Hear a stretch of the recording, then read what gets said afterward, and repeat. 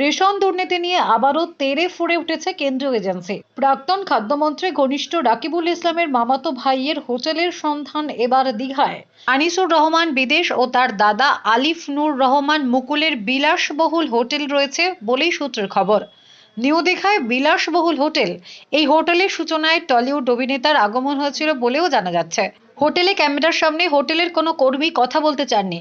হোটেলের ম্যানেজার কাজে ব্যস্ত, তার জন্য কথা বলতে রাজি হননি। না দেখুন, দীঘাতে কে আছে কিভাবে করছে সেগুলো আমরা তো জানবো কি করে? এটা তো তারা তাদের টাকা আছে কিনে নিচ্ছে, কেউ বিক্রি করছে কিনে নিচ্ছে। এবারে তারা যে কি কাণ্ড করে আসছে সেখানে আমরা বুঝবো কি করে? দীঘাতে আমাদের বোঝা সম্ভব না। চলো, প্রাক্তন খাদ্যমন্ত্রী জ্যোতিপ্রিয় মল্লিক ঘনিষ্ঠ বলে এমনটা জানা যাচ্ছে। শুধু নিউ দীঘার এই হোটেল নয়, এছাড়াও আরো একাধিক জায়গা প্লট কেনা আছে তাদের বলে জানা যাচ্ছে। সেক্ষেত্রে সংগঠনগতভাবে আপনারা এই বিষয়টাকে কিভাবে দেখবেন? না যে জমি কিনছে বা কি হোটেল করছে তার কি পরিচয় পরিচিতি বিশেষ কোনো আপনাদের সংগঠনভাবে কাছে জমা থাকে? না না, আমরা তো হোটেল অ্যাসোসিয়েশনের সদস্য। আমরা আমাদের কাছে যারা হোটেল মালিক তারাই সদস্য হয়। তো ওরা যে কি কাণ্ড করছে সেটা আমাদের একটার মধ্যে পড়ে না। ইনকাম ট্যাক্স আছে, অন্যান্য দপ্তর আছে, তারা ধরবে। আমাদের তো সব দেখার প্রয়োজন হয় না। আমরা কেন ধরতে যাবো? তাদের ভেতরে কি আছে না আছে, তাদের কি ফাইল আছে নাই, বা কালো টাকা আনছে কি না, সেটা আমরা বুঝতে পারবো না। আমরা ধরার দায়িত্ব এই বিষয়ে না, আমরা এসব বিষয়ে জানতে পারি না। না, এখানে কোথাও না আপনি তো তৃণমূল কংগ্রেস নেতা, কোথাও না কোথাও দলও তো কালিমা লিপ্ত হচ্ছে। এখন হলে তো দলের উপনেতৃত্ব জানবে, এগুলো আমাদের কি করণীয় আছে?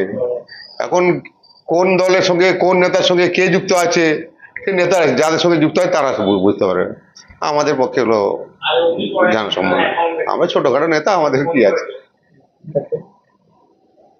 উত্তর চব্বিশ পরগনা, সেখানে তদন্ত করে দুজন তৃণমূল নেতাকে ধরা হয়েছে এবং তাদের দীঘার উন্নয়ন পর্ষদের আওতাধীন ঢেউ সাগরের কাছে একটি বিলাসবহুল হোটেল আছে, হোটেল এন্টি কুইন রেজেন্সি বলে।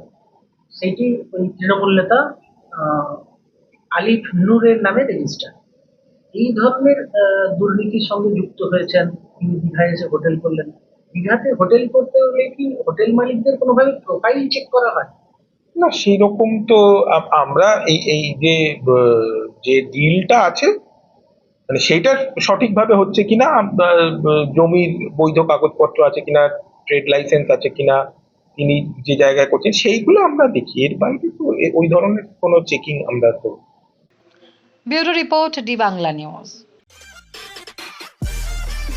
সব খবর সবার আগে পেতে আমাদের চ্যানেলটি সাবস্ক্রাইব করুন এবং পাশে থাকা বেল আইকনটিতে ক্লিক করুন।